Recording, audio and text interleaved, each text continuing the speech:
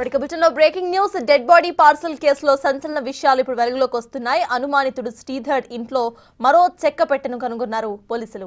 అయితే శ్రీధర్ రెండో భార్య ఇంట్లో చెక్కపెట్టెను గుర్తించి పోలీసులకు అప్పగించారు అక్కడున్న స్థానికులు. అయితే రెండో చెక్కపెట్టెను అసలు ఎవరి కోసం సిద్ధం చేశాడు అనే ప్రశ్నలు తలెత్తుతున్నాయి. బర్రె పర్లయ్యను హత్య చేసి మొదటి చెక్కపెట్టెలో పెట్టి ఎడగండికి పంపించాడు.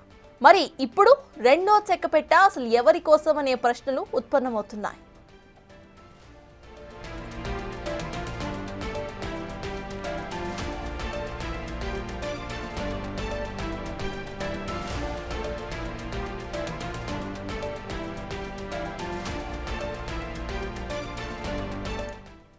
ఇప్పటికే దీనిపై మోర్ డీటెయిల్స్ మా ప్రతినిధి సాగర్ అందిస్తారు. రేకెత్తించినటువంటి డెడ్ బాడీ పార్సిల్ కేసులో మరో కొత్త కోణం వెలుగు చూసింది.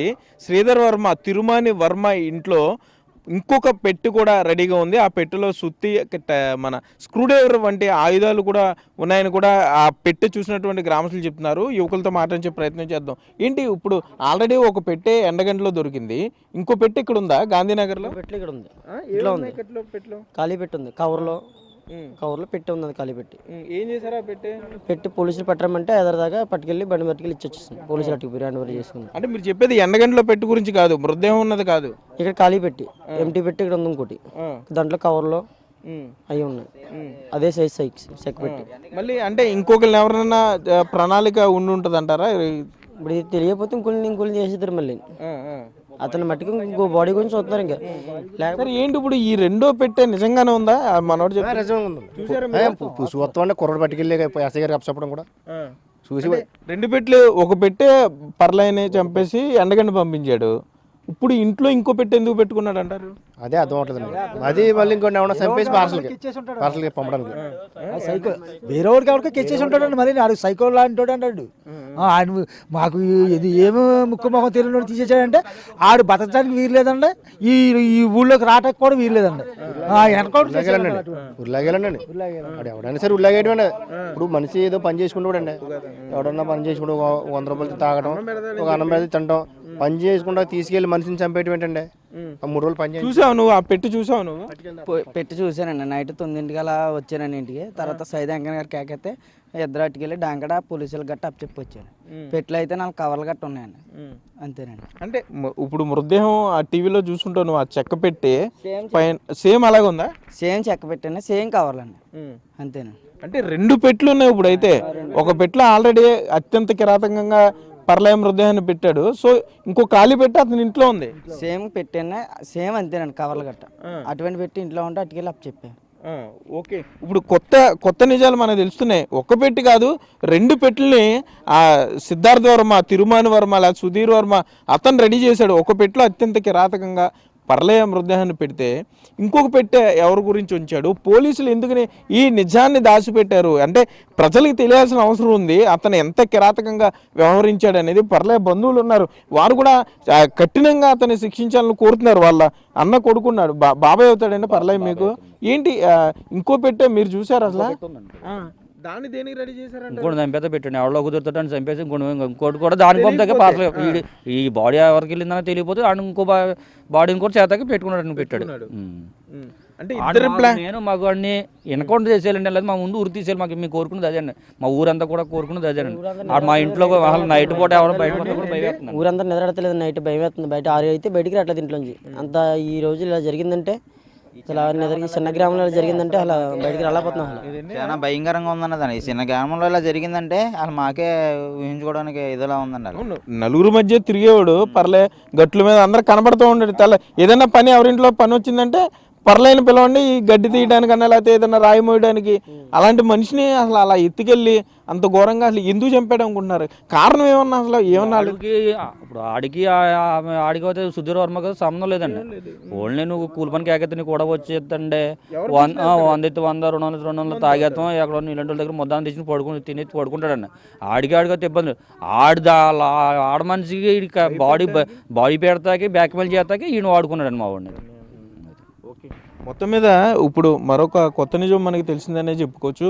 ఒక్క పెట్టి కాదు, ఈ తిరుమాని వర్మగా పిలువబడే సిద్ధార్థ్ సుధీర్ శ్రీధర్ వర్మ ఇంట్లో 2 పెట్టెలు ఉన్నాయి. ఒక పెట్టి అప్పటికే ఎండగండిలో పర్లయ మృతదేహాన్ని పెట్టి అత్యంత కిరాతకంగా అతను బిహేవ్ చేస్తే, రెండో పెట్టిని గ్రామస్తులు పెద్దలు ఆ ఇంట్లోకి వెళ్ళినప్పుడు ఆ బాత్రూంలో ఉన్నటువంటి రెండో పెట్టెలో కవర్లో కొన్ని వస్తువులు చుట్టూనే వాటిని మరలా తీసుకువెళ్ళి కాళ్ళ పోలీసులకు అప్పచెప్పా ఉన్నారు. సో ఇది ఇద్దరికి ప్లాన్ చేశాడు అనే అనుమానాలు కూడా వ్యక్తమవుతున్నాయి. గ్రామంలో మేము నిద్రపోలేకపోతున్నాం, ప్రశాంతంగా ఏం జరుగుతుందో అర్థం కావట్లేదు. కాబట్టి పర్లే బంధువులు అయితే చాలా గట్టిగా డిమాండ్ చేస్తున్నారు. పర్లేను చంపిన వారిని తప్పనిసరిగా ఉరితీయాలి, అతను అసలు ఈ గ్రామంలో రాకుండా చూడాలంటూ కూడా రిక్వెస్ట్ చేసే పరిస్థితులు అయితే ఇక్కడ ఉన్నాయి. Cameraman Bhagiratha Sagar, big TV, కాలమండలోను, గాంధీనగర్ నుండి.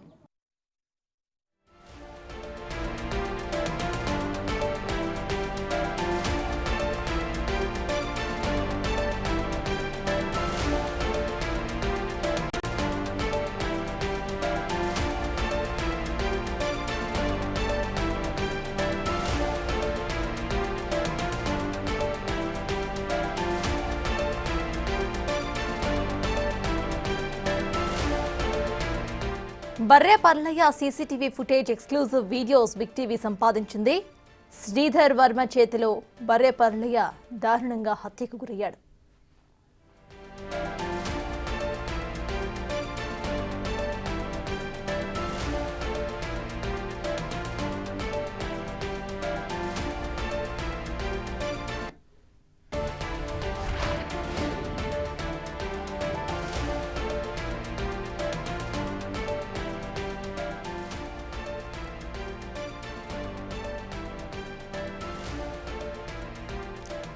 Barre Parlaiah CCTV footage exclusive videos big TV సంపాదించింది. శ్రీధర్ వర్మ చేతిలో బర్రే పర్లయ్య దారుణంగా హత్యకు గురయ్యారు. ఆ విజువల్స్ ప్రెజెంట్ స్క్రీన్ మీద చూస్తున్నాం.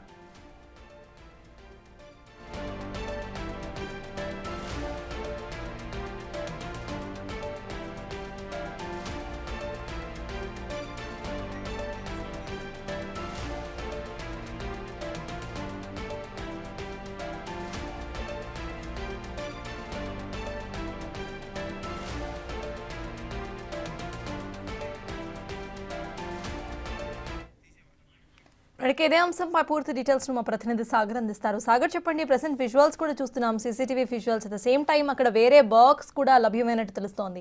అసలు అప్డేట్స్ ఏంటి?